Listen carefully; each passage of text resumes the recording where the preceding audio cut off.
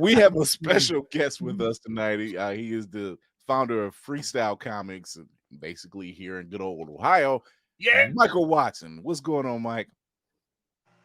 You're on mute. Man, You're on mute. He's on mute. Stop muting yourself, sir. There we How go. are we supposed to There you listen go. to you regale us with your tunes and your tales if we can't hear a bloody thing you're saying, sir? What's going on, Mike? How you feeling? Hold on, let me make sure. Hang on. Okay, say something again. What's up, guys? How you doing? Oh, There we go. There it is. Do we Creative theory world, I need to reach out to you, my guy. We got to talk. He's consistently working out there. What's going on, Mike? You are originally from Cleveland, correct?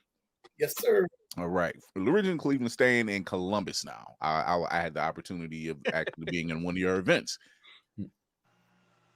Tell us about HotShot. HotShot's a young man saving the day in Columbus, Ohio while going to college. And comes back home and his girlfriend thinks he's cheating on her. So she dumps him because he can't tell her he is a superhero. He's trying to prove it to her without revealing his secret identity. Right now, it is our flagship title. It's our longest running book. We are currently on our 12th issue, which is technically our 13th issue because it is 0 through 12. And we are at a pinnacle point for the character in the 12th issue. His powers have been kind of not within his control and not really understanding why. And we start to dive into why his powers aren't in his control. He has some childhood trauma that he has to face, and he gets to face that as an adult with superpowers, as he is facing his stepfather who put his hands on his mother. Damn. Drama. I want all of these. Okay. The I want drama. issues 0 through miscellaneous. I want them all now. Okay. Forget the dumb stuff. You see these boxes back here? They looking for another sibling. You said more of a home. This man said, let me give him the gauntlet of trauma. Just damn. Wow. What made you just hold on. I just need to add. Is Peter Parker the catalyst of all of this drama? Because if anybody knows more about drama, it would be that man. Peter Parker is one of the inspirations for HotShot. HotShot is inspired by Spider-Man, Invincible, Naruto, Wolverine, and My Hero Academia. Okay. Interesting. Okay. Like it. Here's a couple shots of some nice looks. Nice. This nice ends now. The bigger world is something amazing. This looks very good. I'm in love with this already. Yeah. Thank you. So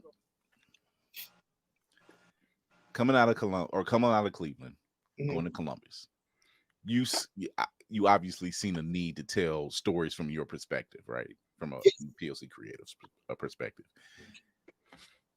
Knowing that there's more indie comics that are telling these type of stories from our perspective, no longer do you have the same trope, because there are people who can't seem to, and no shade to the ones who have these abilities, but they can't seem to get away from the electrical powers, right? Yeah. Which I tell a lot of people when they say, why do they have electrical powers? And I said, well, it's a force unmatched. It kind of a force unmatched. We are a force unmatched. That kind of deads the conversation after that. So they're just usually like, leads into, hey, you want to get something to eat? Yeah, I'm good. What you got? Kind of kills this. Like, well, like, I guess that's the answer they're gonna get for that. We just an electric people. They just gonna leave it at that. Just we got Flash, we got Bang, we got Power. We we unmatched. Just then you just ask them, you want to play Uno? Yeah, let's play Uno. Let's play Uno. I ain't got nothing else for you. they gotta find the bailout question. It's like, so how you feel about Subway? So tell me, let's start with the power set for HotShot. What does power set look like? HotShot can fly. He has super strength. He can take a punch, and his main focal power that generates his whole set is that he fires heat blast from his hand. He can do different variations of it depending on a closed fist or open fist. But it's a super focused blasted heat. He doesn't entail it's more concentrated than the wildness of a flame. So it's a really focused one. So is it a form of heat manipulation? Yes. Or fire, or flame manipulation? Okay, so flame. Okay. Elemental, almost. Yeah. I Of love the it. earth, being of the earth. It just kind of works. It just kind of works. I love it though. I love it. I'll take it. So, other than the inspirations that you mentioned, like Peter Parker and Naruto and My Hero Academia, I see the bigger world, which I showed here. This is just interesting, okay? Because it's representative of several different groups. You don't see that very often. No, you don't. And it's beautifully done. I think the last group I saw that had that type of inclusion was Blood Syndicate. Okay, yeah. So, HotShot looks like he do. Really? He do. No, that's a good thing. He say it with your face. Say it with your face. Now every time I look at his picture, I'm gonna be imagining Billy D saying something. It's just it's still be some smooth shit that's gonna come out. That's just every time. It gave me Blue Beetle and a NASCAR jacket with a Colt 45. Just smooth all around. That's what it is. Make it comfortable. Not So, 45. what do you have planned for the world of HotShot? So much. That you can tell. Yeah, don't forget the NDAs. Yeah. Let's think. We call it Negroes Don't Ask. That's what that is. Oh. Yeah. Well, we're finishing up this arc. It's called the Unforgiven arc. Right now, I've actually just started doing the pencils for the epilogue to this massive fight that he has in issue 12. We are going to be really just exploring the world of HotShot and where he's going and learning more about his powers and where they come from. In the next issue, we do reveal where his power set comes from because he's just this dorky college kid who draws comics, and he got powers one morning and never questioned it. I'm going to do this thing that I've always wanted to do. We're going to explore where that comes from and really get deep into the world of the Freestyle Comic universe with all the characters. And I'm very happy that you guys noticed the diversity that we have there. I would like to note that just comes from, I draw from my world, and this book takes place in Cleveland and Columbus. So I've just always been around all types of people. So I feel like I'm going to make my book as relatable as possible to people. So why would I not draw the environment that I've lived in? Because that's around. Okay. So we really try to have as much inclusion as possible that the story will allow. Because we definitely don't want to do things just by the numbers to say that we have this thing. We want to introduce different types of people, different types of culture, but make it actually be genuine to the story. So we're not rushing to get all these things in. We're trying to give them time and space. So right now we're working on a character. Her name is Instinct, and she is of Muslim culture.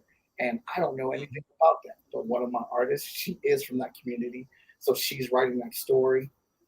And, making sure we have that inclusion there. But that just isn't the only thing about the character. The character is more than just where they come from.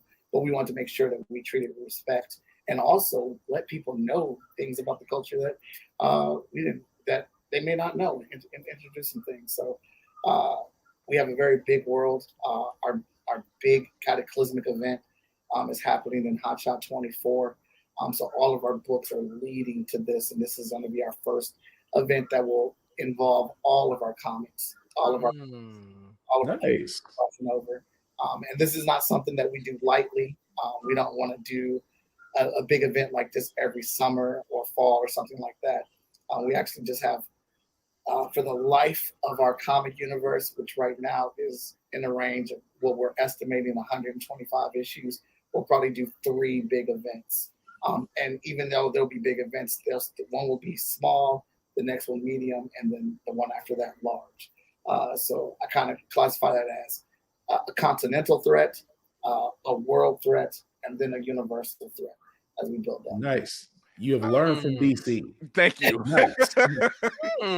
We don't have these major mind-blowing events that happens twice, two to three times a year. That's a good move.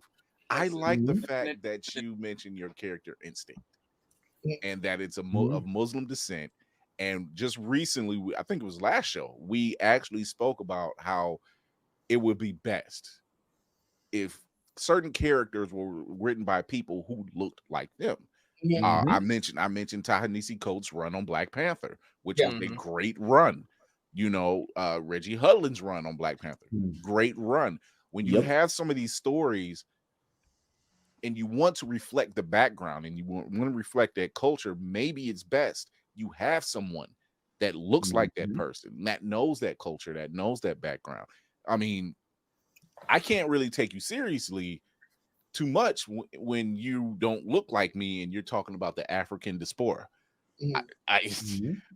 I'm like, are you just pulling this out of your ass? I don't know. So it you know, and there's no shade to any other writer or person that creates the characters, but it just works better. If a woman who looked like Storm wrote a Storm book, I'm just saying. And we know a number of writers that are queens that could do this. We just need to see it happen. Genuinely say it. Afua Richardson. Oh, I want to see her do this. Yeah. I mean, we've seen it. Kara Mahorn. She's written the books, the backstory for the Dora Milaje. Fantastic run. Fantastic, very, very dense history. And it works. So cinematic assassin, you was gonna ask him something? Yeah, I had a question. Just as from one creator to another, I have a problem sharing my toys. So what is that process like? You were talking about this character instinct where someone essentially is creating or helping you flesh out a character in your universe and you're more hands off in that situation. Oh, Instinct started off as a character that my wife created. She had this really awesome idea for a character for like the base of it, and she was telling me about it, and I was like, "Oh, I'm going to do that." Actual character, and excuse me, and trying to figure out like where this character would fit at or how this character would come about. Rahaf Ayers, she is a recent graduate of the Columbus College of Design, and she was in my internship for her last semester. And she got to do her first comic book for our first horror book called Hospice. And she did an incredible job on that, along with working with the other interns putting together. And I really dug her work and her work ethic. And I approached her. I was like, "Hey, I really want to bring a Muslim character to Freestyle Komics. I really want to show, and I apologize if I pronounce it wrong, but a hijab. I really want to have a character with that on, and I want them to be like in the forefront of their own story. This is something that I've been wanting to do for a while, but again, not having that knowledge and know-how.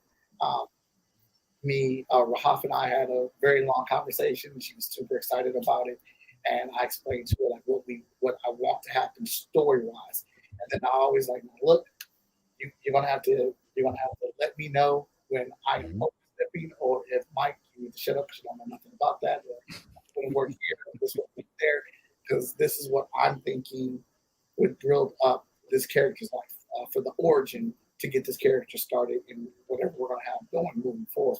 And it was just a great back and forth of exchange, and her telling me, well, that wouldn't work there because I found out, I was like, you get the hijab at a certain age. And that I did not know about. So that's when we switched around. And once I knew that, I was like, hey, then that's the crux of our story. That is what we change for our character, and that's where we meet them on the beginning point of them getting that and getting ready to wear that to school. And the story just kind of wrote itself after that, and she knocked out the script. Right now, she's working on the layouts. So as far as character creation goes, that's not really my character. It was created by my wife and Rahaf. They were getting creator credit for that. And other characters I do own the rights to because I've created them. But we have like Alyssa Sanchez. She has a character, which is also self-named after her. And Charlie McElvey has brought Spider Squirrel over into our world. Tony Clapper has brought 5-Star into our world. And so there's just a lot of talking and communication. And one of the things that I'm trying to do is the more parties that we try to bring together, I'm hoping that gives us more opportunity to reach more people, combine the audiences that each one of us have, and then reach more people. I like that. Nice. I do like the fact of Heat Wave, though. That to get back to him for a second. So, just the fact that you started his origin story doesn't follow like a normal origin story. Like you said, he's a guy that woke up one day and realized he had powers. You rarely hear most comic book stories. You rarely ever hear that where it's like you wake up one day, it's like, holy crap, I have heat manipulation, I'm strong as hell, and I can fly. What kind of shit can I get into? So I love that fact of just it's different. And that's the part when you said that. So was that your intention as far as that, or you just kind of like fell into that, or how did you actually come up with having to tell Heatwave's story? Well, the way that we came up with telling the story is because I was depressed, and the real story is about a breakup that I went through in college where I was completely in the wrong. And as I was laying on my floor, thumbing through my comic books, being sad, I'm reading these books and all these characters, like Cyclops gets every super sexy telepath woman. They always get back to Cyclops. Mary Jane and Peter Parker always get back together. Lois and Clark always get back together. And as I'm thinking about my situation, I'm wondering, what does it look like if a superhero that relationship doesn't come back? That person and the hero move forward. What is the relationship like? What is the back and forth? So we started not where he got his powers. We decided to start where the breakup, right when the breakup happens, and what is the cause of the breakup, and what are they going from that? And it's simply the fact that he just didn't tell her the truth, and he thinks that once she finds out, that should fix everything, but it doesn't, because he lied and he took the choice away from her to be a part of it. And I really, really have this thing about people being able to relate to our characters. You get invested and really want to be a part of the stories when it is something that you are familiar with, or even the experience that you went through. And basing it off of what I've gone through in that relationship, I neglected my girlfriend at the time. I was in college. I was by myself, and this was the first time that I ever kind of felt what it was like to be popular. I was looked at as the comic book kid in my school, and I was drawing comics all the time. I was in all these social groups. I was a resident advisor. I had a job, and people wanted to hang out with me, and I just thought that was just so cool, and it caused me to have neglect on that relationship. And so as we're doing this story, I'm like, well, what's the equivalent of that? Well, let's make him a superhero. That would create tons of situations for neglect and for him to ignore her unintentionally or whatnot, and have that back and forth. So we're actually just now getting to the story of, when his powers activated and where the powers came from. We're revealing where they came from in the next issue, and we just released our #1 issue of Zero Event, which tells the tale of kind of the shot her around the world in our universe that started our comic book universe several years ago. So we're finally telling that story, and we'll be showing how HotShot is connected to that even all those years ago.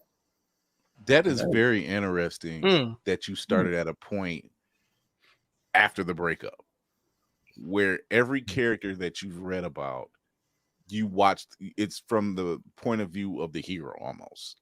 You sympathize with that hero. You're like, he or she has to do what they have to do, and they can't tell them. But to start it at a point where it's already happened and you don't know who's at fault, you can assume all you want, but to see where that breakdown is at, and the clutter that it leaves, the devastation that leaves, that's interesting. That's actually interesting. You're gonna have it. It's gonna have every dude looking at every breakup and going, "Why did I get powers?" It is for the fan base that we have accumulated. It has caused several arguments, and gee, I wonder why. That's creator of the series, and I keep telling them, "Well, Mike's wrong. Like, you got to read the book. Like, pay attention to all the breadcrumbs that we leave. He's really on fault here. She has every right to feel how she is." Some people are just kind of stuck in their ways. They're like, "Nah, he's a superhero. She should automatically forgive him." And I like how you threw the realism out. That's actual realism. I was like, let's apply this little thing called logic. That she's upset. There's a reason why she's upset. We just can't do the whole, like you said, we can't do the whole, oh, he's a superhero.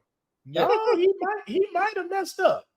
Now, he might be wrong, but at the same time, you can't throw blinders to it. I get that, because it's that for a lot of readers, it seems they want that clear cut, oh, he's a superhero, but I'm gonna still rock with him, I'm still gonna love him, all this stuff. No, that's not how it's supposed to work. Don't give me that kind of sappy happy ending. Give me somebody that's genuinely ticked off. I can live with that, because it tells a realistic story versus a fairy tale, which I completely dig. It's definitely outside the box. But see, I think that's what's missing in a lot of, even in the mainstream. You might get one that get lightning in the bottle every now and then. That's fine. But I think that's what's missing in a lot of the mainstream comics. Yes, is that I've seen a lot of indie comics talk about issues no one talks about, address issues from a different angle. Just what the antagonists is a perfect example of watching a family of retired villains who are just like, you know what, they just couldn't leave us alone. I tell you what, that's facts. We didn't want to bother anybody, so I think it's very, very refreshing that you get something new, something told from our point of view, right, and just something different, period. It's only fatigue if you keep telling the same story over and over. Absolutely. Preach.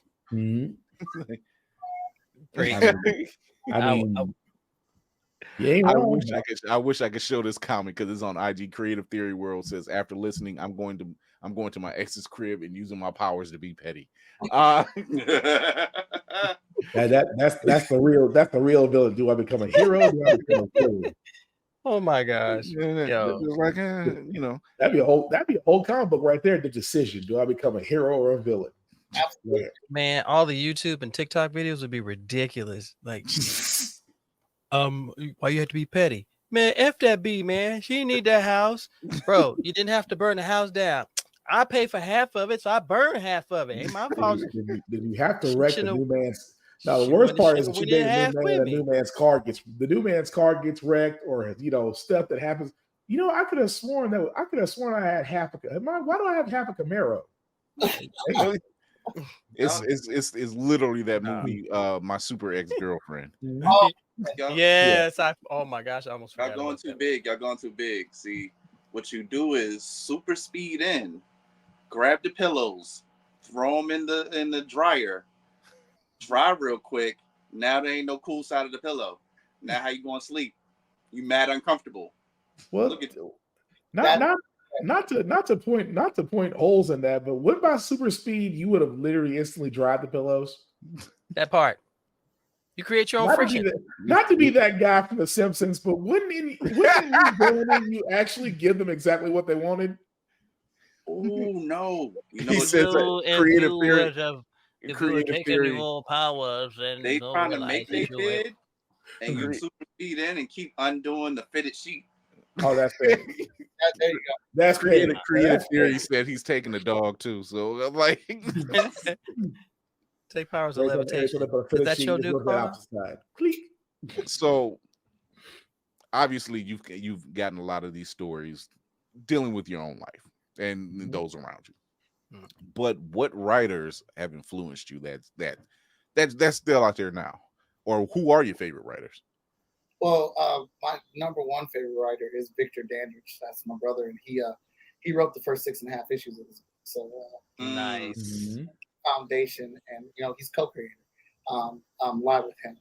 He knew of the situation. He knew what I kind of wanted from the series, and it was his choice to make it the relationship, the crux of everything for the first 6 issues. But big fan of Robert Kirkman. I absolutely love the way Robert Kirkman writes. Invincible was a complete game changer for me. It definitely is. Yep. and it's still changing the game, boy. Naruto, the series, that the writer and creator of that, the way that the long game that they wrote, watching Naruto grow from a kid to a teenager to an adult, the way that they just kept dropping bomb after bomb. We were like, how long did he plan this? How did he know all this is going to become this?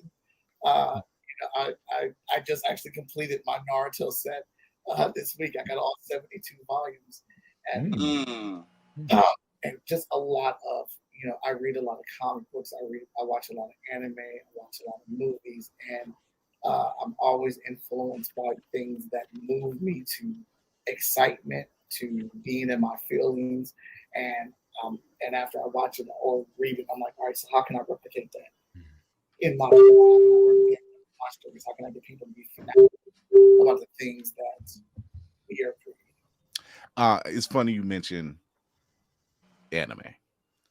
Shout out to Kev on stage. He had to take a break. One of us. He had to take a break from Full Metal Alchemist, and he's joined the pirate crew. So welcome to the pirate crew. He's 10 episodes in. Lady Mandalore is like, son of a bitch, it's a cult. It's not a cult. It's Wait not till a cult. he gets to dress Rosa, then it becomes a cult. Oh yeah, that's so. Well, yeah. So Mike, what anime are you watching right now? Oh my goodness. I refuse to watch One Piece, but I got tricked. She would be here cheering you on right now. Hero be off the walls right now. Only because of how much has already been done. I'm not about to do that, bro. But I watched this thing on Netflix, 103 DCC's Dragon Monsters. Yes. Ooh. 5-minute joint.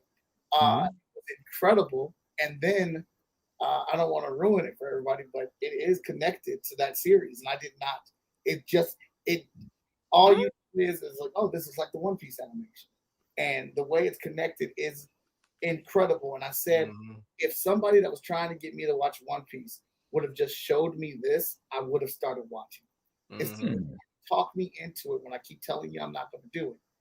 I would immediately jump on it because of this. But Full Metal Alchemist Brotherhood, Vintage Cowboy Bebop, Good man, Blue, Afro Samurai, and me and my kids are just like, we just are looking like I'm watching this dungeon anime on Netflix right now. Oh, Delicious Solo Leveling. Delicious Dungeon. Delicious in Dungeon is something different, and I like it.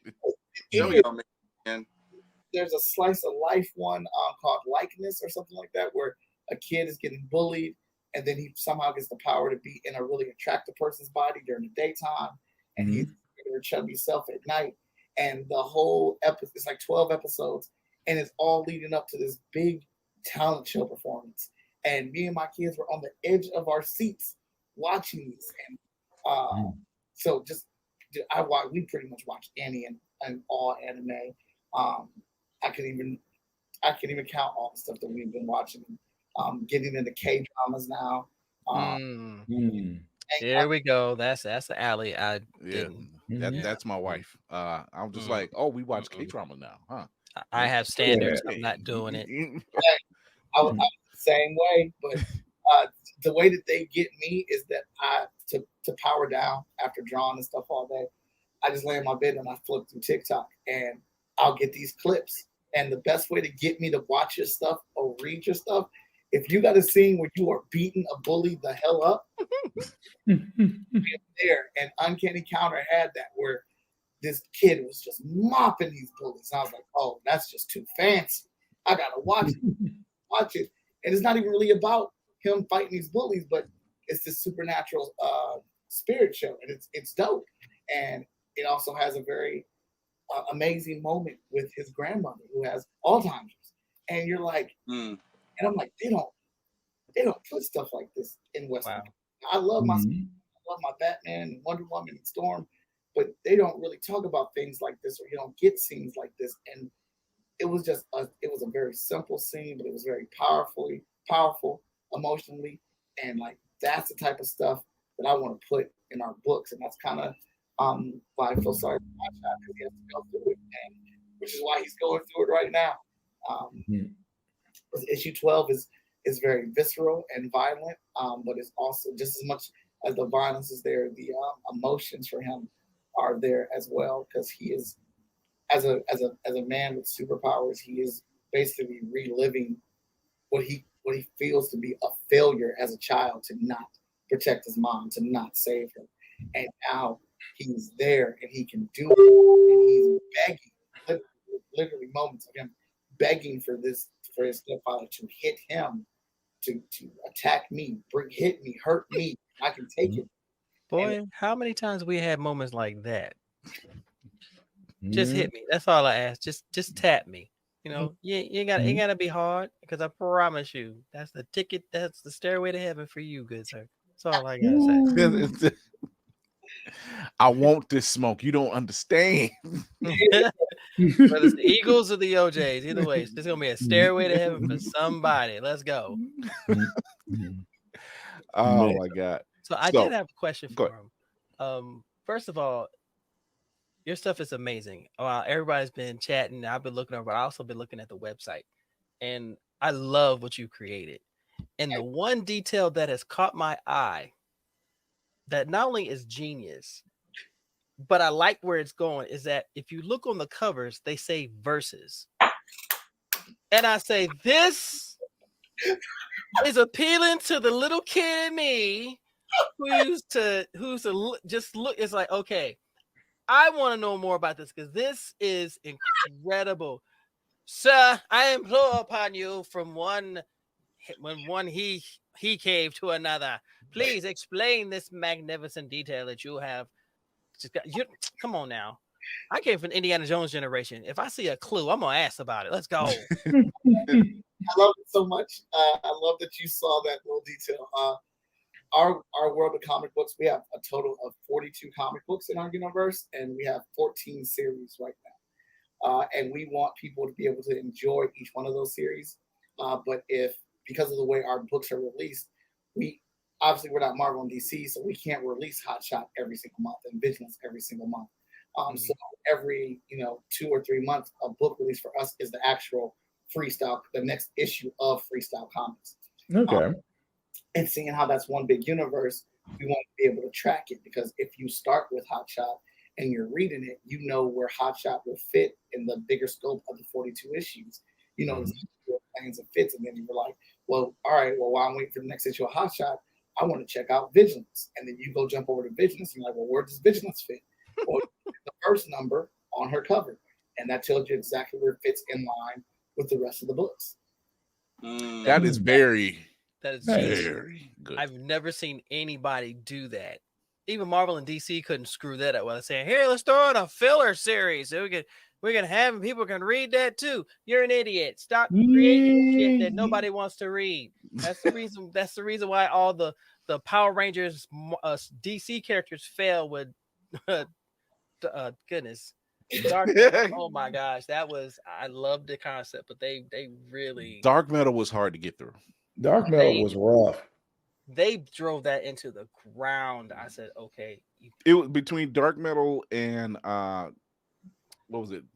Night Terrors. Yes, Night Terrors. The Night Terrors was horrible. Yeah.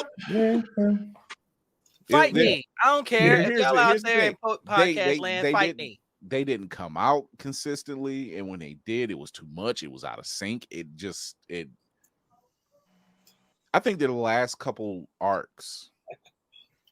I see a hand reaching for paper. Wait, it was several. What's up, Blerds and Clips? What's going on, BK Watts? I think it was Night Terrors, Dark Metal. When they started introducing the Watchmen into the whole fray, and when they brought Dr. Manhattan, I was like, that was really inconsistent. I did not touch that one to save my life. That's why I have clear skin, because I stay away from that BS. I got the first issue and I'm like, where's the standards. Rest? that was stucco bathroom horrible. Yeah.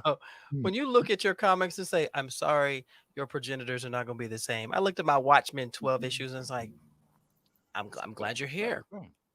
I'm glad you're here. Yes. Oh man. So before we take a break, where can they find you at, Michael? Well, you can. Now's the perfect time. We actually have until Friday at 9 p.m. Our Kickstarter for HotShot is live right now at fsk.com. I'm there. This Kickstarter will allow you to get all 0 through 12 issues of HotShot. Nice. On this series, plus, obviously the newest issue, number 12. And if you're feeling very adventurous, you can get all 42 comics as well with free shipping. That's normally $420. On the Kickstarter, we're doing it for $225 with free shipping if you want to get the entire universe. We actually have our action figure. We have a 7-inch action figure of HotShot available with 25 points of articulation. That's what it was, Doomsday Clock. Doomsday Trash, that's what it was. Yeah. Ooh. We got armor jackets, shirts, merch, metal bookmarks, magnets. We got the whole blast on there, but the content is the comics. You can go to fskgo.com to take advantage of some of these great deals that we have on there. And then if you just are after the Kickstarter is over, you can get fsknow.com as our regular website or TikTok shop. That's nice. What's up. I like here. Let me get that. For those who are reading impaired, it is in his banner, but here it is in bold colors. We want you to find him. That StreamYard has allowed me to use. I may get in trouble for this, but though there is a HotShot bomber jacket, bruh. Yeah. Oh, he got it. There is a HotShot bomber jacket. Yo, let's go, fam. Come on, man. Nah, that's fire. God bless America. This is like the second jacket I've seen today that I got to get my hands on. I swear to God. Do you have that in a 4X? 5X, sir. Oh, we good. Oh, we good. He said your back ain't big enough. Bro, I would wear that jacket all through San Diego Comic-Con and BlerdCon. Be like, oh, you wonder where I get it from? Here, I'll be your billboard. Okay, right. Let's go, man. Jesus. I will advertise the hell out of that. No, I got my kids all the jackets so I can see the sizes. So when people ask about them, I can tell them if it runs big or runs small. And then all my kids wore their jackets to school today. I'm like, it is the dead of winter. Put a coat on. That is a jacket. No, Father. No. The drip must be shown. The drip must be shown. Style. We want style and grace, Father, and we're going to represent your brand because you are phenomenal, sir. Thank you. This looks dope. Can you stick around with us? Yeah. Yes. Okay. So we're gonna take a quick break. We're gonna take a quick break. We're gonna come back. We're gonna talk a little bit about the game.